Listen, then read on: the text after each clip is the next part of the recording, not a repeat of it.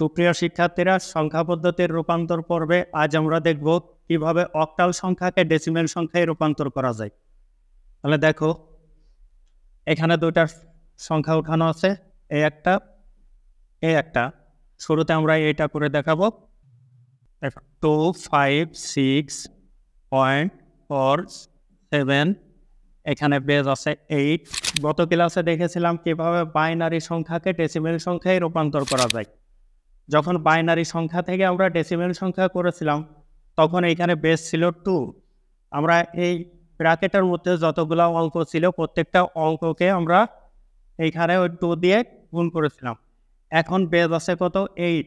ঠিক একইভাবে যেভাবে আমরা বাইনারি সংখ্যাকে ডেসিমেল সংখ্যায় রূপান্তর করছি, ঠিক একইভাবে আমরা অক্টাল সংখ্যাকেও ডেসিমেল সংখ্যায় রূপান্তর করব। কিভাবে? এখানে যে বেসটা আছে এই বেস দিয়ে প্রত্যেকটা অঙ্করে আমরা গুণ করব। তাহলে দেখো, প্রথমে আছে কত? 2 গুণন 8 প্লাস, এরপরে আছে কত? 5 গুণন 8 প্লাস, এরপরে আছে কত? 6 গুণন 8 প্লাস, এরপরে আছে কত? 4 গুণন 8 প্লাস, এরপরে আছে কত? 7 গুণন 8। এখন তোমাদের প্রশ্ন থাকতে পারে যে এখানে পয়েন্টটা কোথায় গেল। পয়েন্টটা ঠিক এটা সমাধান করলে পয়েন্টটা এমনিতেই আবার চলে আসবে। আমি ওইটা পরে দেখাচ্ছি। এখন আমরা পাওয়ার বসাবো। এখানে তোমরা বাইনারি থেকে যখন ডেসিমেল সংখ্যা করছো তখন পাওয়ার বসাইছো। কিভাবে পাওয়ার বসাইছো? প্রথমে হলো দেখবা যে পূর্ণ সংখ্যা কোনটা। এখানে পূর্ণ সংখ্যার ভিতর অঙ্ক আছে 3টা, 1, 2, 3টা। আর ভগ্নাংশের মধ্যে অঙ্ক আছে কয়টা? 2টা। তাহলে আমরা শুরুতে দেখব পূর্ণ সংখ্যার অঙ্কগুলা। পূর্ণ সংখ্যা 1, 2, 3টা। তাহলে এখান থেকে আমরা 3 ঘর ডাইরে যাব। 1, 2, 3 ঘর এসে আমরা কি করব? এখানে পাওয়ার বসাবো 0। নিশ্চয়ই তোমাদের মনে আছে যখন বাইনারি থেকে ডেসিমেল করছি তখন এইখানে যখন পাওয়ার 0 বসাইছি, তারপরে এইখান থেকে যত আমরা বামের দিকে আসছি এক এক করে বাড়াইছি। এইটাও ঠিক একইভাবে এক এক করে বাড়বে। এখানে আছে 0, তারপরে কত বসাবো আমরা? 1, এরপরে কত বসাবো? 2। আর ভগ্নাংশ সংখ্যার ক্ষেত্রে যখন আমরা এখান থেকে ডান দিকে গেছি এক এক করে কমছে। তাহলে এইখানে যেহেতু 0 আছে, 1 কমলে কত হবে? -1, তারপরে কত? -2। দেখো আমরা এখন এটা গুণ করব। 2 গুণন 8 স্কোয়ার করলে কত হবে? দেখো 8 এর পাওয়ার 2 মানে 8, 2 বার গুণ। 8 গুণ 8, 8টা কত? 64। 8টা 64 প্লাস 5 গুণ 8 এর পাওয়ার 1 মানে এর মান কত হবে? 8 হবে। কোনো কিছুর পাওয়ার 1 দিলে সেইটাই পাই। তারপরে 6 গুণ কোনো কিছুর পাওয়ার 0 মানে তার মান কত? 1। কোনো কিছুর পাওয়ার 0 দিলে তার মানটা হয় কত? 1 প্লাস 4 গুণ ইনভার্সের মান 1/8। 1/8 কীভাবে হয়েছে দেখো একটু। 8 ইনভার্স 1। আমরা যখন বাইনারি থেকে ডেসিমেল সংখ্যা করছি তখন কিন্তু ইনভার্সের মানটা কিভাবে আসছে যদি গত ক্লাসটা তোমরা দেখে থাকো তাহলে নিশ্চয়ই বুঝতে পেরেছো। তারপরেও আমি আবার একটু বোঝাচ্ছি। ইনভার্সের কাজটা আমরা আগে করব। ইনভার্সের একটা মান আছে, মানটা হচ্ছে 1, বসালাম 1। তারপরে নিচে বসাবো এই যে বেসটা 8। ইনভার্সের পরে যেটা আছে সেটা বসাবো কোথায়? পাওয়ারে। 8 এর পাওয়ার 1 দিলে কত হবে? 8 হবে। যার কারণে আমরা এখানে 8 বসাইছি, এর পাওয়ার 1 দেই নাই। তারপরে কি আছে? প্লাস 7 গুণন, এবার ইনভার্সের মান বসাবো 1/8। ইনভার্সের পরে কত আছে? 2, ওই 2টা ওই পাওয়ারে বসাবো। এখন 64 আর 2 গুণ করলে কত হবে? 64 দ্বিগুণে 128 যোগ 5 আর 8 গুণ করলে 5 8 কত? 40 যোগ 6 আর 1 গুণ করলে 6 1 6 যোগ এইটার সাথে এইটা গুণ। এটার নিচে কিছু নাই মানে 1। আমি গত ক্লাসে বলেছি যে নিচে কিছু নাই মানে কত? 1 আছে। লবের সাথে লব গুণ করব, হরের সাথে হর গুণ করব। 4 1 কত হবে? 4 বাই কত? 8 যোগ 7 1 কত? 7 বাই 8 এর স্কোয়ার করলে কত হবে? 8 8 64। 8 এর স্কোয়ার করলে 64 হবে। এখন আমরা এখন এই পূর্ণ সংখ্যাগুলো যোগ করব।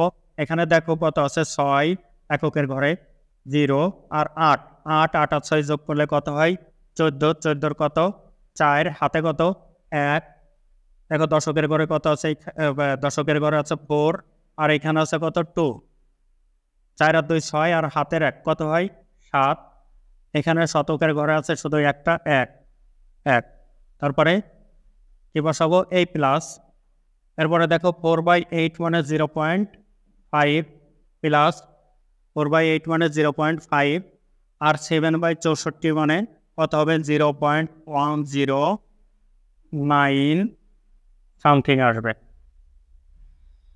ঠিক আছে, এখন এই সবগুলো আমরা যোগ করব। সবগুলো যোগ করলে কত হয় দেখো, সবগুলো যোগ করলে কত হয় এইটা এই যে পয়েন্টের পর এগুলো যোগ করো 0.5.109 পাঁচ রেখে 6.0 সামথিং, তাহলে কত আসবে 174.609 ডট ডট আর পয়েন্টের পরে 609 এরপরে আরো কিছু আছে। এখন বেস বসাবো কত 10। কেন বেস 10 বসাইছি দেখো, আমরা কি করছি এখানে খেয়াল করো একটু, আমরা অক্টাল থেকে কিসে করছি, অক্টাল থেকে ডেসিমেল সংখ্যায় রূপান্তর করছি, যার কারণে আমরা এখানে বেস কত বসালাম 10। আমাদের অ্যান্সার হবে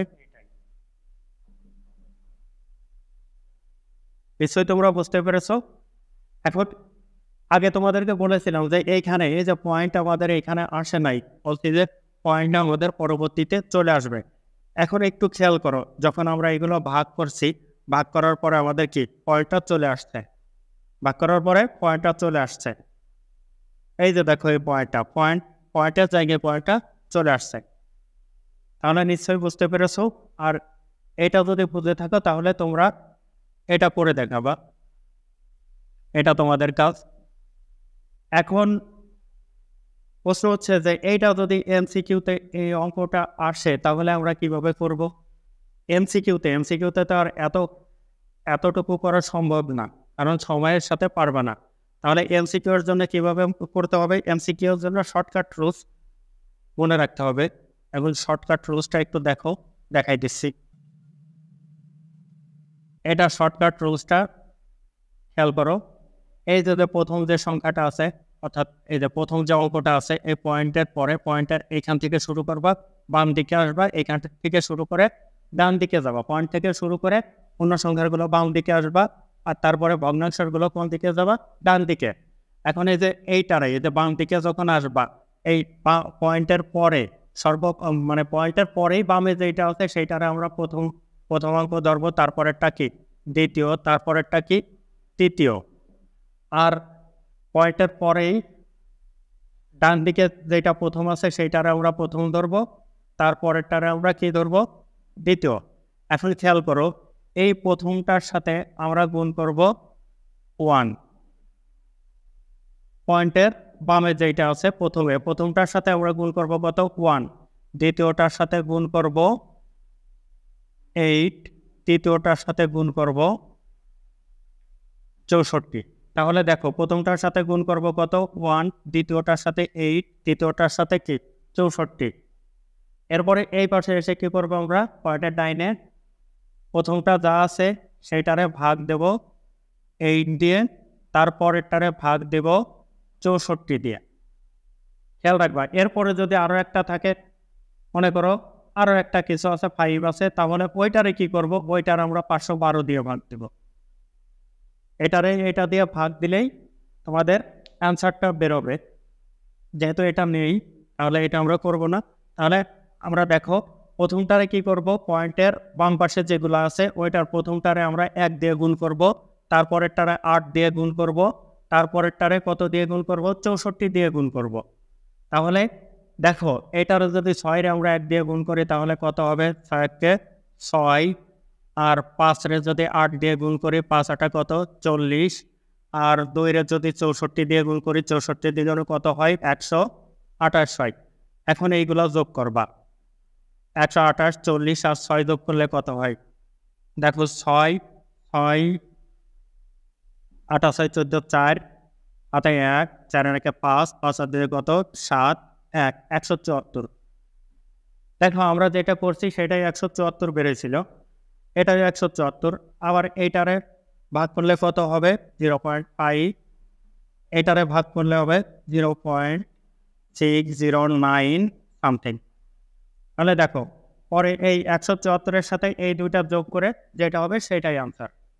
তাহলে এইটা হচ্ছে শর্টকাট রুলস। তাহলে এইটা তোমরা মনে রাখবা, কারণ শর্টকাট রুলসটা না পারলে তোমরা এমসিকিউ তাড়াতাড়ি করতে পারবে না। নিশ্চয়ই তোমরা বুঝতে পেরেছো। তাহলে আমাদের আজকের ক্লাস এই পর্যন্তই। ক্লাসটি ভালো লাগলে লাইক ও ফলো দিয়ে আমাদের সাথেই থাকো।